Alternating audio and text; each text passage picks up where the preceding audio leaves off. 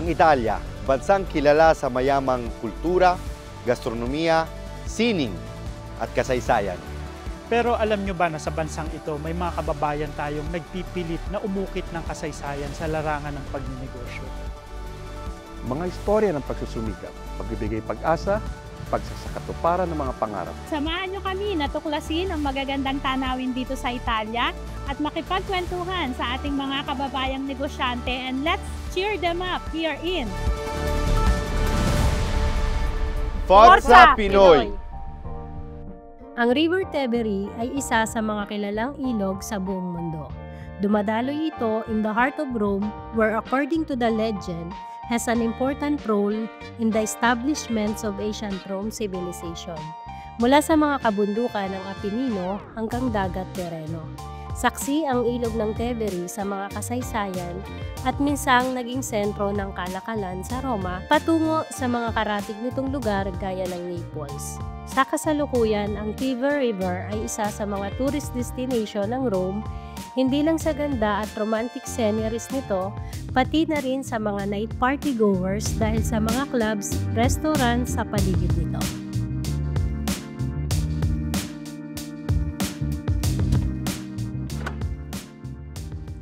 Hello, Sir Albert, Sir Randy, ayan. So, welcome sa ating first episode ng Forza Pinoy. Hello guys, hello Ma'am Plastic. Hello! Okay guys, welcome on board. So, saan tayo pupunta ngayon? Alam po namin na marami kayong hotels at alin po doon ang gusto nyong ipakita sa amin? Okay guys, now we are going to Cambal Luxury Suites dun sa place namin sa sentro ng Roma. Ayun, Sir Albert, bakit Cambal ang napili inyong name ng inyong luxury hotel? Thank you Ma'am Jasmine, nakuha mo ang tanong. Yes, Cambal po yung napili namin sapagkat kami po ni Randy bilang magkasosyo dito sa negosyo is parehas po kami may kapatid na kambal sa pamilya. Randy has two sisters twin, instead ako po ay babae at lalaking twin sa aming pamilya. Wow. So sabi nga sa kasabihan sa ating mga Pilipino, kulturang Pilipino na ang kambal daw ay swerte kapag ginamit mo, and then yung ginamit mo sa negosyo. Wow. So, Sir Albert, when do you started? Ano yung mga trials na na-experience nyo, no? Since nandito tayo ngayon sa Italy, no? So, sa ating mga nanonood, no? So, nandito tayo sa Italy, which is mahirap magbukas ng negosyo dito sa ibang bansa. So, ano yung mga trials, mga struggles na na-experience nyo bago nyo na-establish yung inyong mga hotels, yung mga B&B nyo? Well, siguro naman lahat na sigurong nagninegosyo is dumadaan sa mga pagsubok, right? But para sa amin, ang malaking pagsubok na pinagdaanan ng Cambal is yung pandemic. Yung COVID, na talaga namang, sabi ko nga, Lord, parang sinusubok mo kami kung gaano ang aming pananampalataya. But thank God, after 18 months, na-survive namin yung pandemic time. Wow, ang galing. So, ayan. So, ngayon is, alam naman natin na this is the year 2025, no? Which is Jubilee year, no? So, ano yung mga na-experience nyo ngayon? Nagdoble ba yung sales natin? Marami bang reservation na nangyayari? So, share naman, Sir Albert.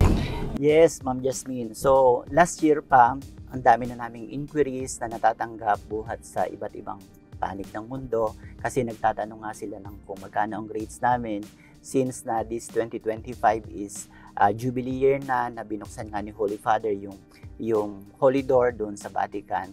Kung kaya naman talagang halos doble-doble yung aming trabaho ngayon, and ika nga talagang pataasan ng presyo.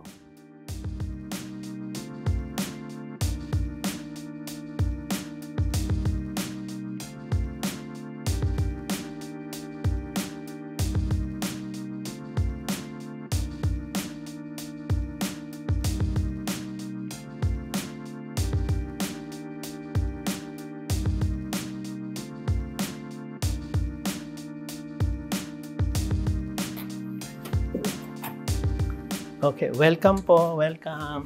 Welcome sa aming Cambal Luxury Suites. Wow! Naku, pag-opening pa lang, reception pa lang talaga, no? Linis, ang bango. Bango, no? Ang ganda ng place. Ganda ng place, wow. Thank you po. Thank you guys. Ano ba yung pinakamalapit ditong mga pinupuntahan, mga tourist spot sa malapit dito sa place ninyo, sir? Bale, centrally located talaga itong Kambal Luxury Suites. Few walks away from Campo de Fiori, Pantheon, Piazza Navona, 20 minutes away from Colosseum, and also the And Vatican. 15 minutes to the Trevi Fountain. So lahat ng mga tourist spots na malapit, I mean walking distance lang mula all dito walking.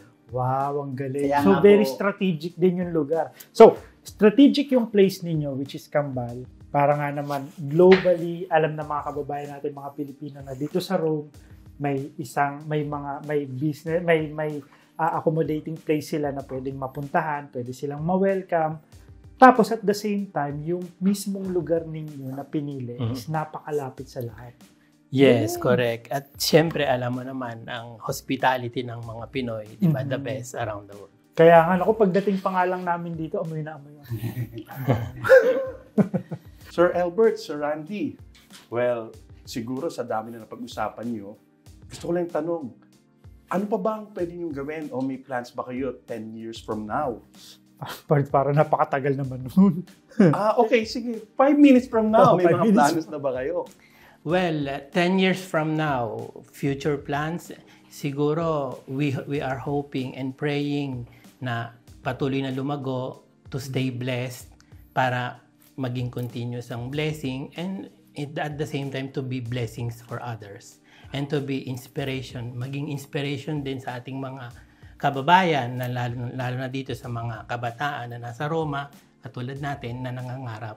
And at the same time, lalong mapagbuti yung company, lalong mapagtibay, no? So, yun naman ang ating goal, di ba? Na kapag nagtayo ng business is talagang kailangan mong mapaghusay at mapagbuti. Okay. Maraming salamat sa time ninyo for this day, sa pag-explain ninyo sa amin about your business. And nagpapasalamat kami na inaangat nyo ang Pilipino, no, sa ginagawa nyo. Ito na yung pinakamagandang tanong siguro, lalo sa mga bago na nagbi-business. Ano ang pwede nyong i-advise sa mga baguhan pa lang at sa mga mag-o-open pa lang ng mga business ng mga Pilipino dito sa Italia? Thank you, Bro Kevin, sa napakaganda mong katanungan, and yung advice na sinasabi mo para sa ating mga kababayan, lalong-lalo na dito sa Italia o dito sa beautiful city of Rome, na kung ano yung maipapayo. So, ang gusto kong ipayo o i-advise sa mga Pilipinong nagnanais magtayo ng negosyo dito is yung unang-una ay yung tibay at lakas ng loob. Because even if marami tayong mga kababayan dito na may pampuhunan, pero kulang sila sa lakas ng loob. How many Filipinos ang lumapit sa amin para humingi ng advice, humingi ng some information, how to put up a business, but hindi nila maisakatuparan, even na sila ay may pera, pero kulang na kulang sila sa kuradyo.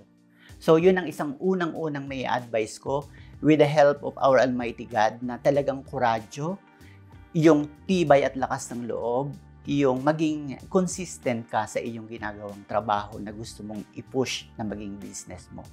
At yun nga, kuradyo at pananampalataya sa Diyos.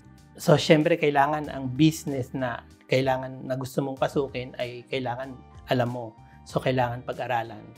So, sabi nga ni Albert, nasa Diyos ang awa, nasa tao ang gawa. Courage, sipag at tiyaga at pananampalataya sa Diyos. Mga kababayan, dito po nagtatapos ang unang episode. Sana kayo may natutunan At nakapagbigay ng inspirasyon. For more content, please like and share our PCCI page. As we cheers our kababayan, dito lang sa Forza Pinoy!